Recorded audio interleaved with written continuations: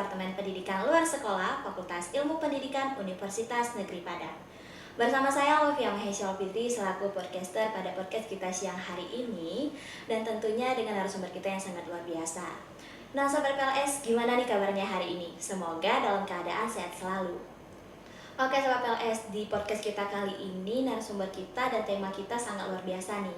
Yang mana kali ini kita akan membahas mengenai PLS UNP dari masa ke masa, sosialisasi uji kompetensi, dan serta S2 PNF UNP.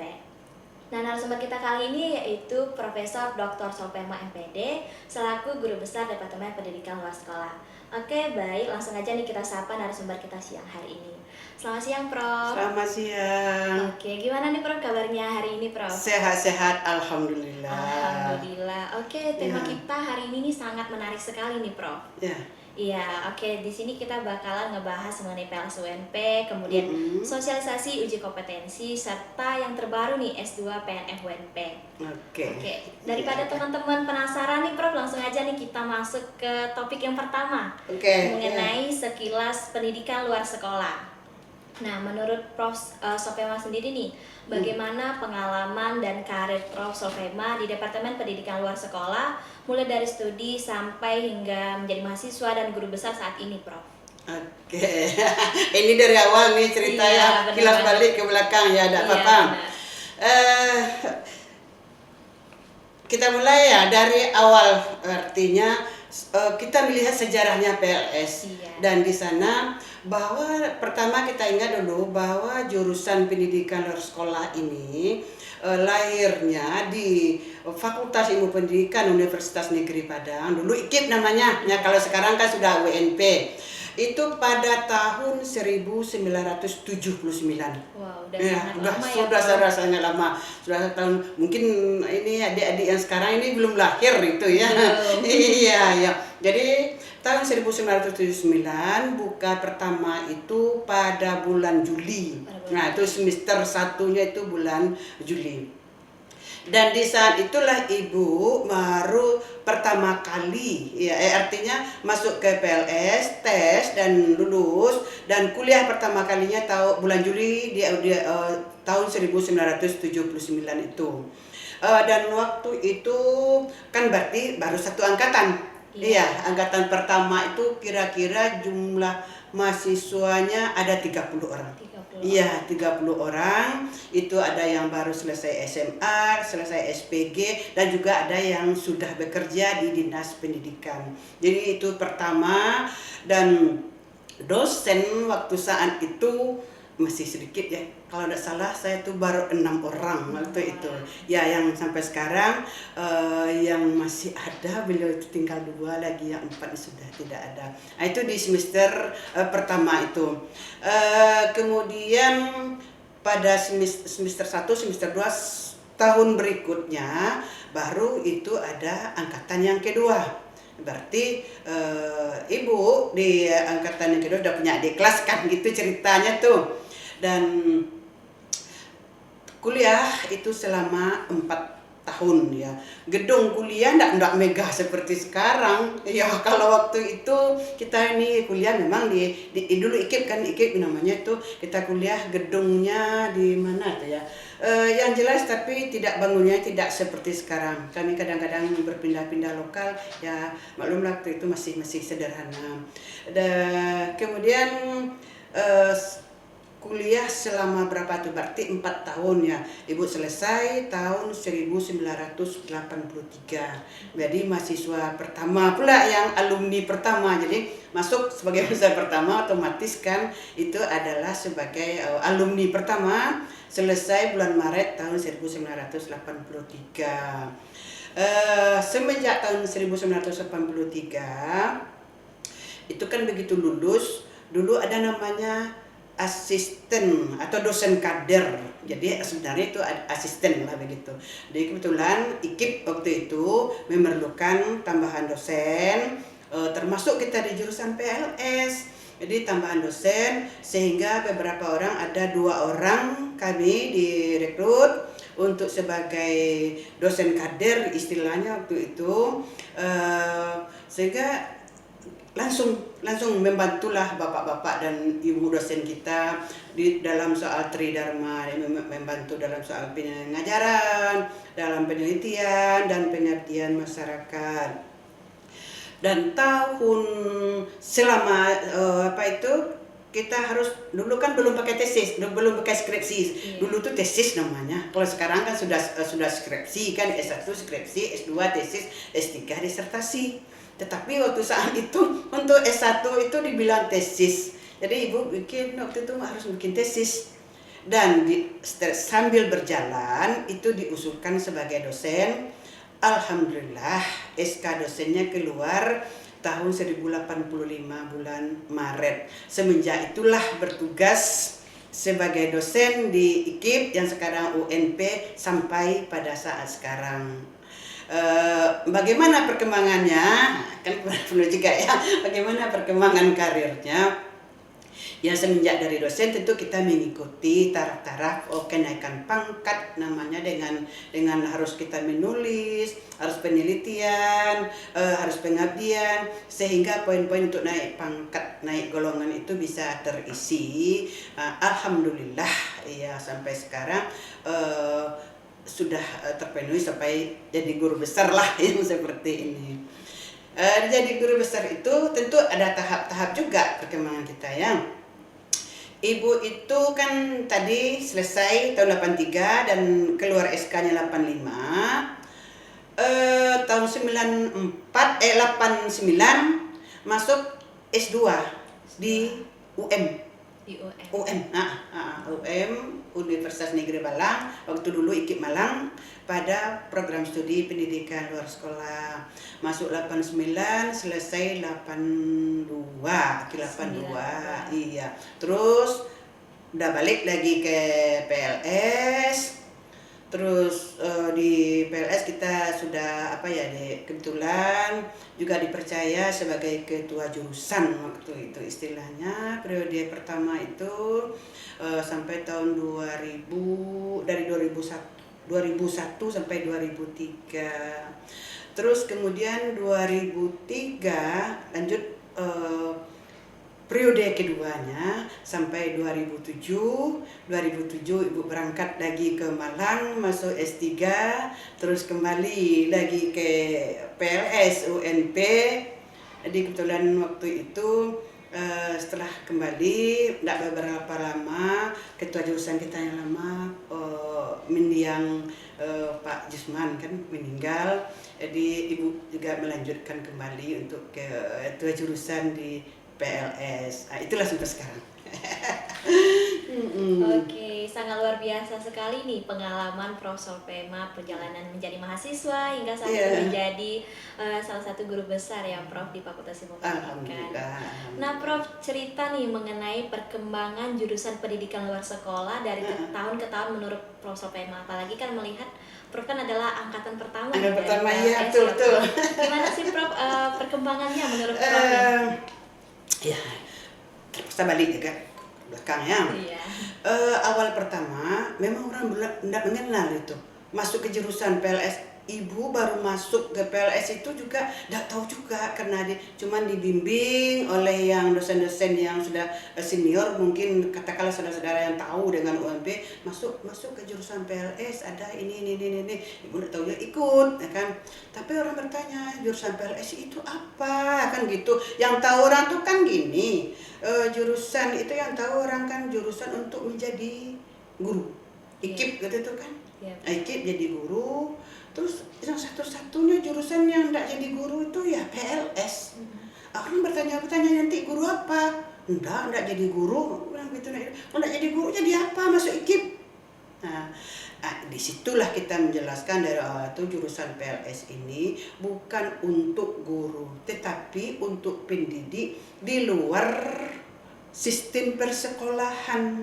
Sangat luas. Mulailah orang mengenal. Termasuk juga mahasiswa yang baru masuk itu mulai tahu juga, oh itu ya PLS. Jadi kita semakin tahu tentu semakin mencintai. Oh ini rupanya jurusan PLS, terasalah enaknya di sana. Kalau begitu ini beda ya kita dengan jurusan-jurusan lain yang tidak semata-mata jadi guru. Jadi kegiatan perkuliahan kita itu enaknya kita banyak ke lapangan, ke instansi-instansi yang berkaitan dengan pendidikan luar sekolah, dan juga ke masyarakat berkaitan dengan luar sekolah. Dimulailah dikenal PLS di sana. Jadi mulai juga orang-orang pihak lain mengenal PLS, sehingga mahasiswanya itu sudah mulai bertambah gitu. Orang sudah mulai kenal dengan PS. Awal-awal memang iya juga. Kadang-kadang mahasiswa PS itu waktu dulunya sebahagian agak minder. Jurusan apa? Jurusan PLS. Sepertinya dia tidak percaya diri. Tetapi itu oleh dosen. Ada dulu nama dosen kita itu Pak Muzami namanya itu. Dia sangat gimana menimbulkan rasa cinta kita itu terhadap PLS dengan percaya diri. PLS, jangan malu sebagai orang PLS, kita orang PLS hebat. Ternyata iya. Ternyata anak-anak PLS ini setelah sampai di lapangan kan ada KKN, kan bersama dengan jurusan-jurusan lain, umumnya jadi ketua kelompoknya. Nah itulah, dari mana bisa kok begitu? Ternyata materi-materi kita kuliah di PLS itu ada komunikasi, ada dinamika kelompok, ada dulu itu psikologi sosial, ada sosiologi. Ilmu-ilmu itu rupanya sangat membantu bagaimana mahasiswa PLS di saat sampai ke lapangan. Jadi itulah sehingga dia tuh tidak canggung-canggung. Jadi ketua, jadi pimpinannya tidak canggung-canggung. Mulailah dikenal perkembangan PLS itu, dimulai dikenal orang. Mungkin dulu ada memang pada saat-saat tertentu ada agak sedikit menurun, fluktuasi itu memang ada. Tapi setelah itu meningkat lagi karena begini, lulusan PLS itu bisa bekerja di berbagai lembaga yang bergerak di sektor non formal itu. Kalau yang lain misalnya guru, kan pasti guru itu nanti di sekolah kan, ya bahasa Indonesia dia guru bahasa Indonesia, matematik dia guru matematik. Ternyata orang PLS tidak begitu. Nah, kenapa tidak begitunya? Orang PLS itu memang tidak mengajar di sekolah, dia bisa bekerja di berbagai instansi. Dia bisa juga bekerja di kelompok-kelompok masyarakat dan bisa juga untuk mengelola usaha sendiri.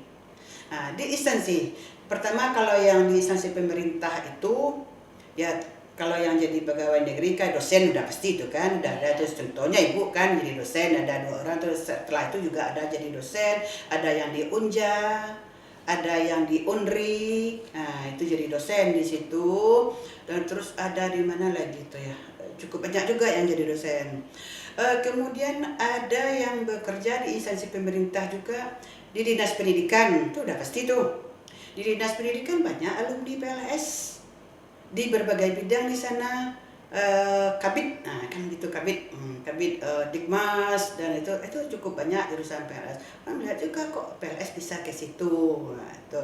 Terus di instansi lain, Depsos juga banyak itu alumni PLS. Sekarang masih ada, sebagian memang sudah pensiun, tapi sekarang masih ada juga yang di Depsos. Nah, di Depsos itu bidang, ibu udah tahu juga lah bidang-bidang apa di Depsos, di BKKBN. BKKBN juga tuh Pak Nafrizal itu di BKKBN, ya Rizal Makmur, itu ternyata orang-orang itu orang-orang potensial dan mereka menjadi kepala BKKBN kan cukup banyak tuh yang di BKKBN. Mungkin yang ibu lupa juga nama-namanya semua yang bergerak di BKKBN. Kemudian di bidang lain itu yang banyak juga SKB, kepala SKB di Sumatera Barat itu pada umumnya adalah lulusan dari PLS. Dulu namanya SKB, Sanggar Kegiatan Belajar Masyarakat. Sanggar Kegiatan Belajar ya SKB. Sekarang SBPNF, entah berubah lagi namanya. Tapi yang jelas alumni PLS banyak di sana. Kemudian di sfer informal juga banyak juga yang mengelola usaha sendiri. Barangkali di PKBM dan segala macam. Jadi menurutku lulusan PLS itu bisa tidak hanya satu mata pisau saja. bisa berbagai mata usaha ya bisa dibawa, yang penting ya keuletan tadi. Karena gini, ditanamkan kepada kami waktu kuliah itu, mungkin mudah-mudahan mahasiswa sekarang juga contoh itu, kita itu jangan mencari pekerjaan, tetapi ciptakan lapangan kerja. Itu semboyan tuh. Jadi kalau kita mencari, kita cari-cari tidak dapat ya kecewa, orang yang disalahkan. Tetapi kalau kita menciptakan, berarti orang yang nyari kita. Nah, orang yang bagaimana kita sebagai yang manajernya, orang PLS itu, dan nanti banyak seperti di BKKBM, di PKBM ya, PKBM misalnya. Itu kan kepala PKBM, ketua PKBM, nanti banyak sarjana-sarjana lain. Jadi ya ciptakan lapangan kerja. Kalau buka usaha, bagaimana kita memakai memberikan kesempatan. Seperti itu kira-kira. Oke, jadi sangat berkembang sekali ya Iya. dari PLS UNP ini sendiri. Apalagi tadi sedikit udah Prof singgung mengenai prospek lulusan atau dari alumni yang sudah bekerja. Nah, di sini sedikit membahas kembali Prof, bagaimana sih prospek lulusan PLS saat ini, khususnya terkait dengan berubahnya struktur organisasi tata kelola Kementerian Pendidikan dan Kebudayaan di era Nadiem Makarim sekarang nih, Prof. Sebenarnya intinya gini ya, kalau kita dengar-dengar juga kan banyak yang mengeluh, iya, banyak yang kecewa, sehingga barangkali kalau begitu tidak usah kita ke PLS. Tapi ingat kembali, jangan mencari peluang-peluang apa ya untuk bekerja, kesempatan kerja itu, tapi ciptakan. Sekalipun bertukar SOTK itu kemananya, tapi kita teguh. Peluang-peluang lain tidak dapat di sini, pindah ke sini. Tidak dapatnya kan bukan itu satu-satunya. Ini sekarang berubah nama dikit, udah ada lagi PLS, sudah ribut sekampungnya, sudah heboh. Sepertinya PLS ini adalah sudah akan mati. Sudah tidak diminati lagi dan tidak ada peluang. Bukan tidak ada peluang, mungkin di pintu itu yang tidak ada namanya seperti itu. Tapi kalau kita kembali kepada yang tadi, banyak peluang lain. Iya, artinya kalau kita jadi LKP kan masih ada, yang lain masih ada, masih banyak peluang-peluang kerja yang bisa kita lakukan. Jangan mengandalkan yang namanya satu pegawai negeri yang dibuka. Jadi ibu ya, dengan ada kebijakan ya biarkan aja lah, tidak usah repot-repot, kita tidak usah ribut-ribut, cari peluang lain, kesempatan lain. Jadi kembali kepada individunya. Banyak juga yang kecewa itu, beginilah, sudahlah kita gimana lagi, tidak bisa, malah mau minta pindah dari jurusan PLS, dari departemen PLS, ya pindah pun kemana. Kalau lapangan pekerjaan diharapkan pegawai negeri itu berapa persen? Berapa kesempatannya? Bukan hanya lulusan PLS, lulusan apa aja seluruh prodi itu sama itu. Peluangnya ya tipis kalau mengandalkan pegawai negeri, apalagi bisa ini. Oleh sebab itu, gunakanlah ilmu PLS itu untuk menciptakan berbagai lapangan pekerjaan di luar sistem persekolahan. Jadi kita ya udahlah, SOTK berubah, betul berubah sendiri aja lah. Yang jelas kita bagaimana kita ke depannya mengembangkan melalui pendidikan luar sekolah ini berbagai bentuk kegiatan. Jadi tidak usah ragu Nur Ibu ya. Ya, oke. Benar sekali. Jadi sebenarnya lapangan pekerjaan itu sangat luas dan sangat tergantung individu kita juga ya, Prof. Itu dia individu kita. Kalau kita bisa menciptakan, nah mengapa kita harus mencari-cari lapangan kita harus pekerjaan? mencari, iya. Dari sebab itu kita janganlah mencari apa yang bisa kita perbuat. Apa yang bisa ilmu kita itu bisa kembangkan untuk apa? Di bidang apa yang bisa kita tidak ada masalah ya. Janganlah lulus sampai sini khawatir sekali, ribut-ribut, nanti kita protes ini ribut. Bagaimana ini tamat kita lulus kita dari PLS, tidak ada lagi di apa itu SOTK-nya itu tidak ada lagi. Itu hanya melihat satu pintu, tapi lihatlah berbagai pintu, celah-celah yang dapat kita masuki. Luar biasa. Oke, Prof, selanjutnya kita masuk ke mengenai uji kompetensi skema di Departemen Pendidikan Luar Sekolah FIP UNP. Ini juga baru-baru juga ya, Prof. Iya. Nah, Uji kompetensi. iya. Gimana, Prof, sekilas mengenai uji kompetensi dan sertifikasi kompetensi ini, Prof? Iya, ini kan kita melihat pertama dulu ada uji kompetensi. Tentu dengan uji kompetensi itu tujuannya adalah memperoleh sertifikat kompetensi. Nah, ya sertifikat kompetensi. Mungkin perlu kita ulas dulu untuk kita lembaga sertifikasi kita sebenarnya kalau di UMP itu kan LSP itu artinya kan berada di UNP, di tingkat UNP. Namun di kita kan ini ada tempat TUK-nya, tempat uji kompetensinya di tempat kita di jurusan di Departemen Pendidikan Luar Sekolah. Kenapa kok di kita? Nah, sekarang skema yang ada di FIP ya di UNP ada berapa skema itu Bu tidak lupa juga melihat berapa skema yang baru lahir itu lisensinya. Ada 3 di FIP. Yang 3 di FIP itu 2 di Departemen Pendidikan Luar Sekolah. Syukur alhamdulillah, berarti 2 di tempat kita. Pertama adalah skema pendamping kader ya, pendamping kader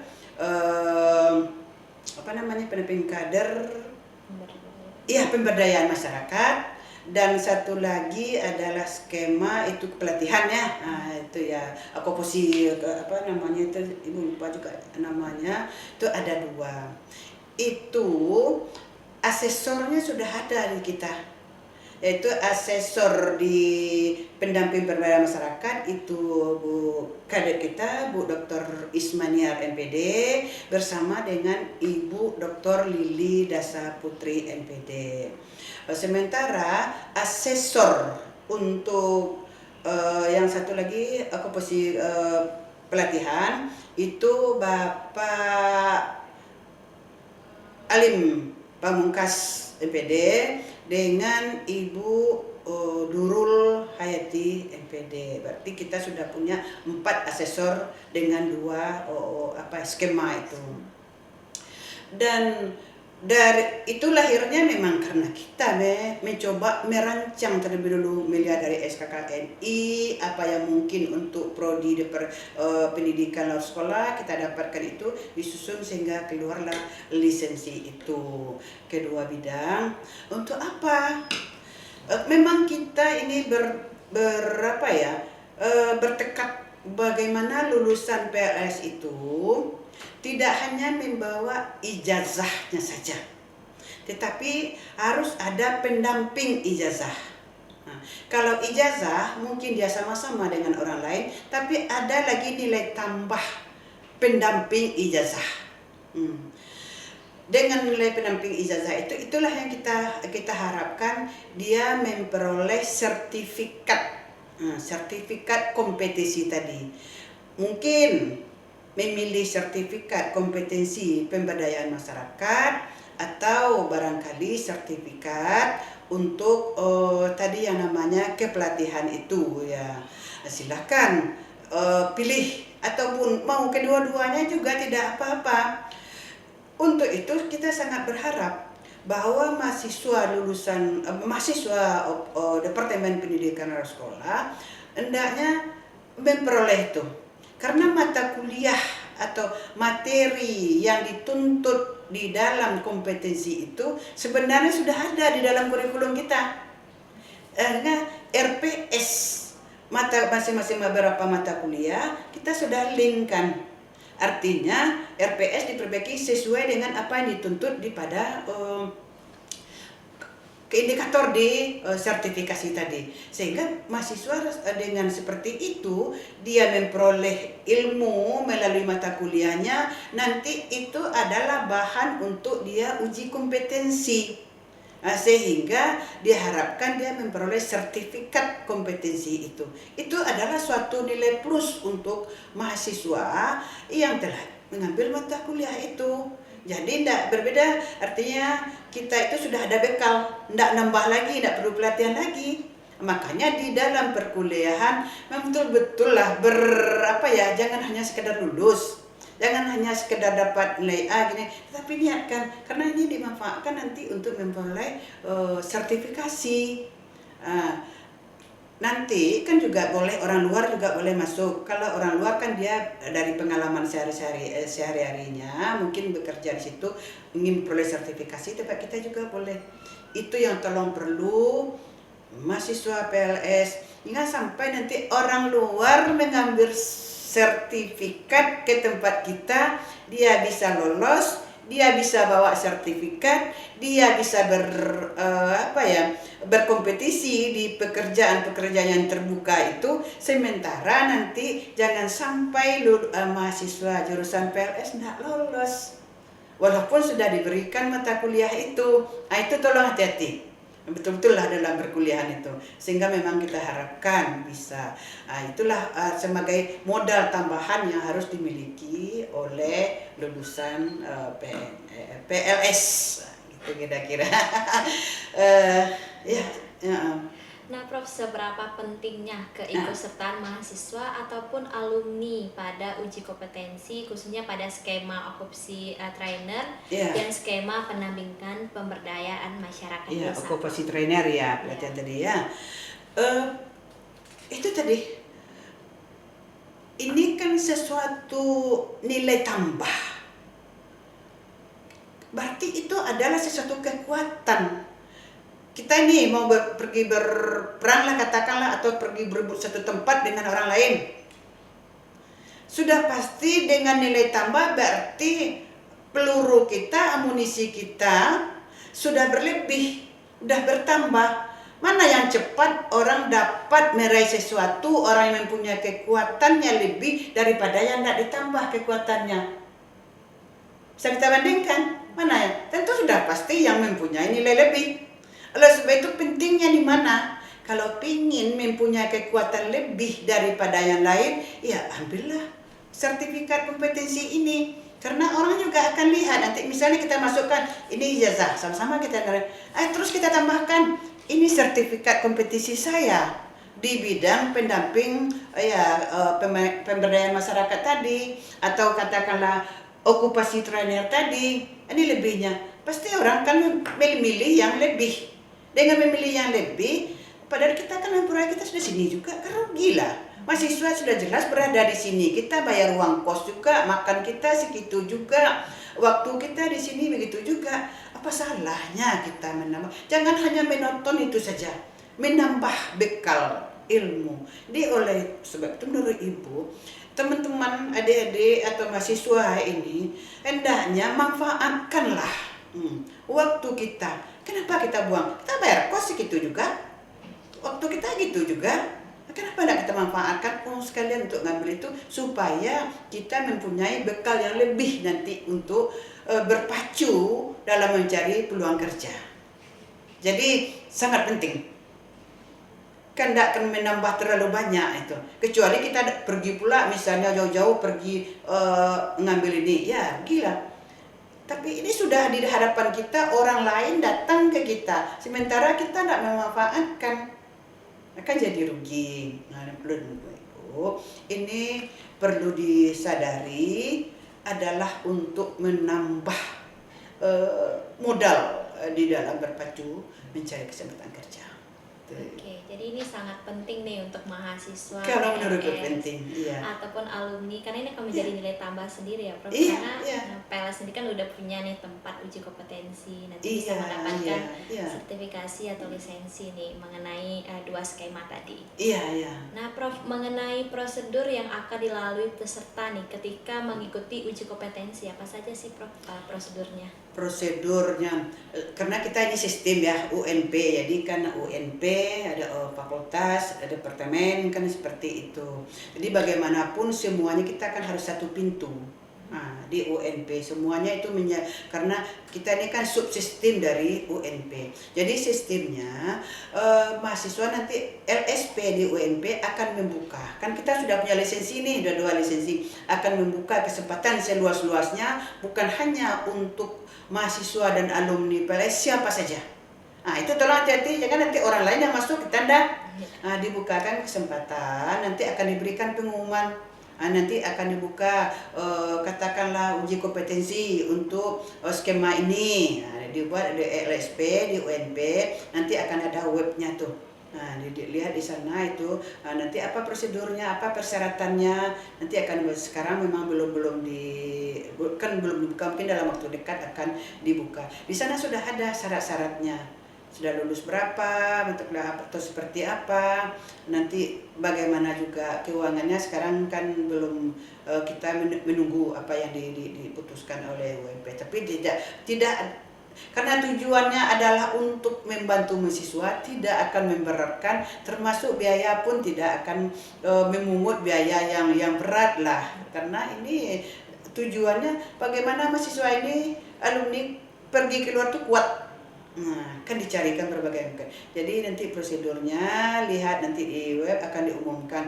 Nanti TUK kita di prodi di departemen akan menyebarluaskan juga nanti kapan ada dibuka, nanti bagaimana prosedurnya. Kalau sudah terdaftar, nanti UNP akan mengirim ke tempat kita, ke TUK kita. Nah, kita kan sudah punya labor nih, labor center apa itu istilahnya ya. Di sana itu kan sudah ada ruang untuk TUK, tempat uji kompetensi tadi, pendamping pemberdayaan masyarakat, dan ada satu lagi namanya istilahnya nih Bu baca nih, okupasi trainer. Itu sudah ada di sana tempat pelatihannya, tempat uji kompetensinya sudah ada. Jadi akan di tempat itu nanti dikasihlah tes. Siapa kemarin sudah uji coba tuh. Jadi ada tes, nanti ujiannya ada ujian teori dan ada ujian prakteknya. Nah, setelah itu nanti akan dinilai kan siapa yang bisa lolos, siapa yang tidak, sudah kompeten atau belum kompeten, akan dapat sertifikat. Jadi nanti informasi itu akan kita sebarkan. Nah, didengar-dengar aja lah kapan buka.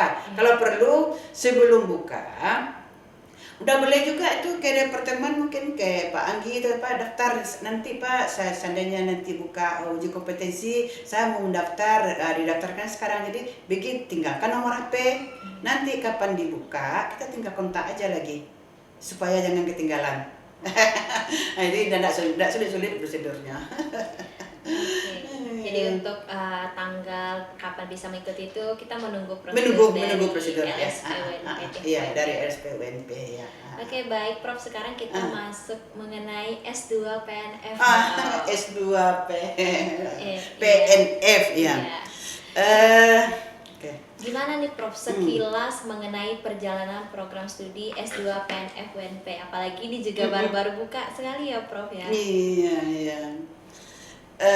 Pertama dulu nama. Kenapa kok S2-nya PNF, S1-nya PLS? Ini kita tentu mengikuti ya perkembangan, bahwa yang ada itu sekarang di nomenklatur itu adalah PNF dan pendidikan masyarakat, kan begitu. Jadi mungkin dalam waktu dekat nanti kita akan ada juga nanti dari S1 akan jadi PNF. Jadi kita linear seperti itu. Makanya disepakatilah namanya S2, kita baru buka itu PNF ini sama itu, jangan bilang ini masa kita dari PLS ke PNF sama ya, itu cuman karena nomenklatur seperti itu kita ngikuti gitu aja. Dan sebenarnya untuk S2 ini kita sudah lama berusaha bagaimana kita bisa buka itu S2 PNF, tetapi persyaratan setelah kita ikuti, sudah masukkan proposal dan segala macam, alhamdulillah sekarang baru terwujud, sudah keluar SK-nya dari Pak Rektor. Pak Rektor mengeluarkan SK, tentu sudah seluruh persyaratan yang diperlukan sudah kita lalui. Jadi izin dari diktinya sudah, dan segala macam persyaratan lain sudah selesai semua. Kita sudah punya kurikulum, kita sudah punya dosen yang siap untuk itu, RPS-nya sudah kita siapkan. Kita lihat fasilitas kita juga, ruang untuk perkuliahan mencukupi, labor juga, perpustakaan, dan waktu dari dosen juga, makanya alhamdulillah terbukalah S2 PNF. Jadi baru pertama kali kita menerima mahasiswa memang di semester ini, semester Januari Juni 2022. 2023. Iya. Jadi kita buka mulai kuliah nih. Alhamdulillah dari yang tes, yang ikut itu kita termasuk jumlahnya yang lumayan banyak. Lumayan banyak. Mudah-mudahan berikut itu kan waktu mendadak tuh. Tapi alhamdulillah kita termasuk banyaklah peminatnya. Yang masuk sekarang itu ada yang sudah bekerja sebagai PNS di SKB, ada barangkali ada yang bekerja di bidang-bidang pendidikan masyarakat lainnya, dan juga ada yang baru lulus di S1. Jadi insyaallah kita akan kuliah besok ini. Itu kira-kira bentuknya. Iya. Nah, Prof, mengenai fokus kompetensi dari lulusan program studi S2 PNF nih gimana nih, Prof? Apa saja fokusnya, Prof? Fokusnya yang jelas kita kan artinya sebagai tenaga pendidik dan sebagai tenaga kependidikan di bidang pendidikan luar sekolah kan begitu. Ya, nanti dia juga bisa pendidik itu juga bisa peneliti dan mungkin ahli di bidang pendidikan luar sekolah di PNF, katakanlah mau PNF itu istilahnya, kita terbiasa PNF. Nah, nanti kompetensinya ya dia mampu merancang program, bisa melaksanakan program, dan bisa mengevaluasi program, berbagai bentuk pendidikan non formal, baik itu pendidikan non formal yang ada di lembaga pemerintahan ataupun pendidikan non formal yang ada di kemasyarakatan, atau barangkali pendidikan keluarga itu kan masuk pendidikan non formal. Jadi terserah mau masuk di bidang mana. Jadi mungkin bisa juga sebagai peneliti bagaimana pendidikan non formal ini kita kembangkan ke depannya, apa kendalanya selama ini, apa permasalahan yang ada, mungkin dalam pemberdayaan masyarakat apa permasalahannya, di diklat apa, barangkali di bentuk-bentuk kursus apa, dan bagaimana pembicaranya, bagaimana pengembangannya ke depan. Itu yang kita harapkan dari lulusan PNF S2 ini. Waktu itu akan diberikan nanti mata kuliah kita itu jumlahnya 36 SKS. 36 SKS, mata kuliah kita bagi 2 semester, semester 1, semester 2, tapi sudah mulai ini menyelesaikan tesis di sana. Semester 2 kita sudah arahkan dengan harapan nanti bisa cepat selesai. Nah, mengapa harus berlama-lama? Sudah diatur seperti itu sehingga hendaknya kita bisa dapat dipercepat penyelesaiannya. Oke, baik Prof, selanjutnya nih mengenai konsentrasi atau peminatan.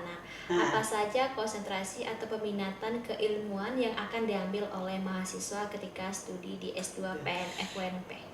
Ya, mungkin istilah yang berbeda-beda ya. Jadi kadang-kadang kalau kita sebutkan konsentrasi nanti UNP tidak mau juga karena tidak ada lagi kita konsentrasi kan begitu. Mungkin arah keilmuan. Iya, arahnya. Jadi kita memang fokus di sana itu kan pendidikan non formal ya, termasuklah pemberdayaan masyarakat. Dengan segala bentuk program pemberdayaan masyarakat itu kita arahkan ke sana.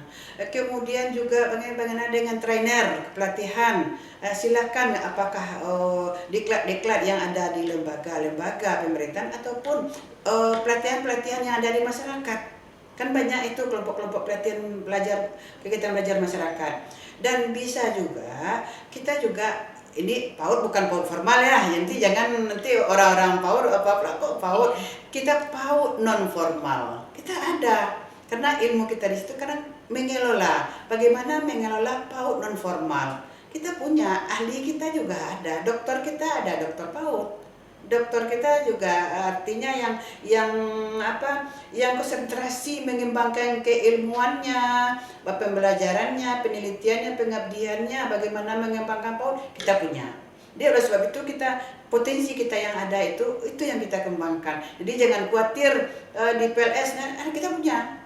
Jadi PAUD non formal kita berusaha untuk mengembangkan. Itu arah-arahnya yang di samping sekarang tentu kita juga tidak bisa memungkiri persoalan teknologi.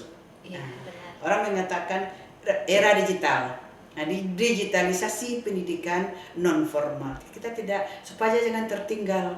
Jadi itu kita tekankan bagaimana itu bisa kita berkembang. Karena nanti PNF atau pendidikan dewasa itu kan tidak bisa konvensional seperti yang lama-lama juga. Pasti kita harus menyesuaikan dengan perkembangan zaman, itu era digital tadi. Jadi makanya kita di S2 kita juga harus mengembangkan ke arah itu. Bagaimana pendidikan non formal yang bisa berkembang di era digital. Itu kira-kira. Oke. Nah, Prof, hal yang bisa diperoleh nih mahasiswa selama studi S2 PNF, khususnya pada kegiatan-kegiatan pengembangan kajian pendidikan non formal, apa saja nih Prof yang akan diperoleh oleh mahasiswa S2 PNF? Yang akan diperoleh Mahasiswa selama studi S2 PNF nih Prof. Selama studi.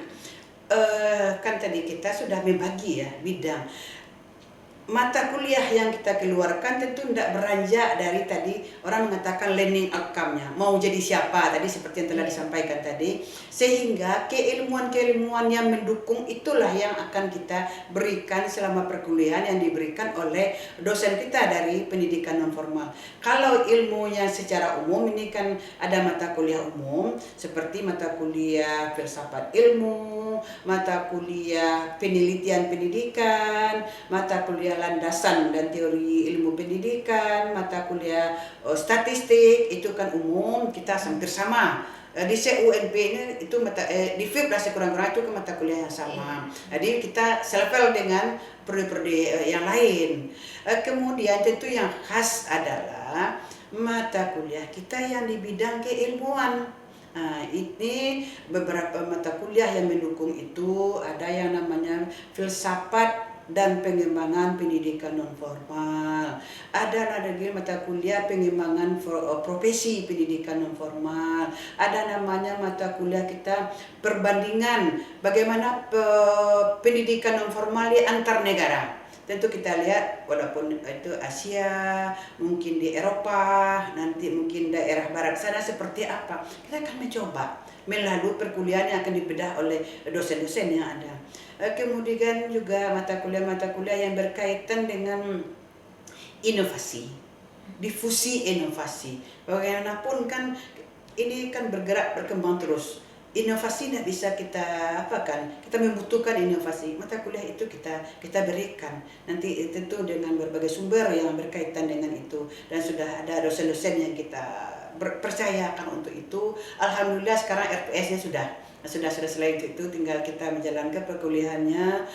Kemudian mata kuliah pendidikan orang dewasa, karena bagaimanapun pendidikan non formal tidak bisa lepas dari pendidikan orang dewasa. Andragogi itu sangat-sangat penting.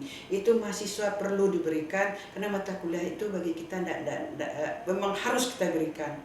Kemudian ada lagi ilmu-ilmu tentang digital tadi. Bagaimana digitalisasi dari pendidikan non formal, tentu kita akan cari juga sumber-sumber yang berkaitan. Kira-kira seperti itu ilmunya. Di samping nanti mereka tentu menulis tesis sesuai dengan arah mana, kalau dia sudah bekerja atau gimana, arah kemana, peminatan mana yang disenangi, silahkan akan dibimbing oleh dosen-dosen yang kompeten di bidang itu.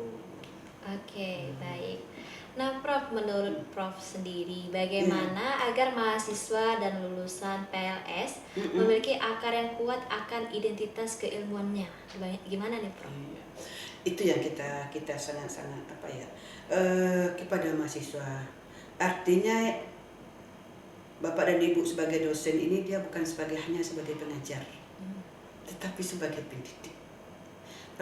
Kalau sebagai pendidik kita tidak hanya memberikan ilmu saja, termasuk bagaimana mendidik, menggembleng para mahasiswa itu sehingga mereka tuh bukan hanya sebagai orang atau mahasiswa penghafal materi-materi kuliah, tetapi sudah mempunyai karakter bagaimana dia bisa memandirikan dirinya, bisa dia tahu arah kemana, sehingga dia tahu ilmu-ilmu ya apa yang mendukung, sehingga dia itu tidak hanya menunggu apa yang diberikan oleh dosen.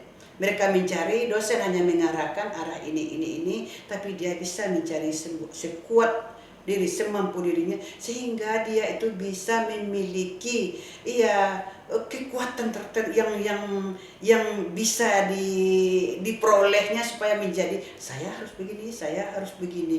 Itu yang penting sekali, sehingga mahasiswa juga harus menyadari hal yang seperti itu. Itu saja. Kalau akan memberikan, berapalah terberikan ini lebih jauh, lebih mahasiswa lebih hebat, lebih terampil berpetualang di dunia maya itu. Tapi tolong hati-hati berpetualang di dunia maya, jangan hanya untuk kesenangan, menyenangkan diri saja, tetapi bagaimana memperoleh bekal untuk kematangan diri kita ke depan. Itu yang perlu. Silakan berpetualang sendiri. Oke. Baik nih Prof, pertanyaan terakhir nih Prof. Iya, oke. Pesan-pesan kepada mahasiswa dan lulusan PLS terkait uji kompetensi dan penerimaan pada prodi S2 PNF UNP nih Prof. Apa pesan-pesan dari Prof? Terhadap uji kompetensi anak-anak kita, anak-anak kami sebagai mahasiswa ataupun alumni, lebih baik kita memperkuat diri, memperkokoh diri di mana saja ada kesempatan, termasuklah untuk uji kompetensi ini.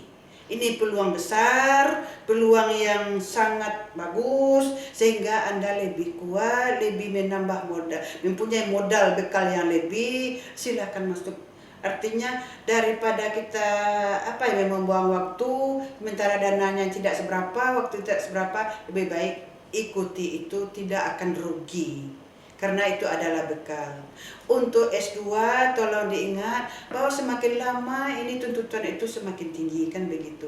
Kalau sekarang tamat S1 sudah cukup, besok ini orang sudah tamat S2, mungkin untuk dosen sudah tamat S3. Jadi oleh sebab itu bagaimana bisa S3 kalau tidak masuk S2? Jadi kalau lebih, masuklah S2 dulu, sehingga bisa menempuh jenjang ke S3, karena tuntutan itu semakin lama semakin meningkat. Itu aja barangkali.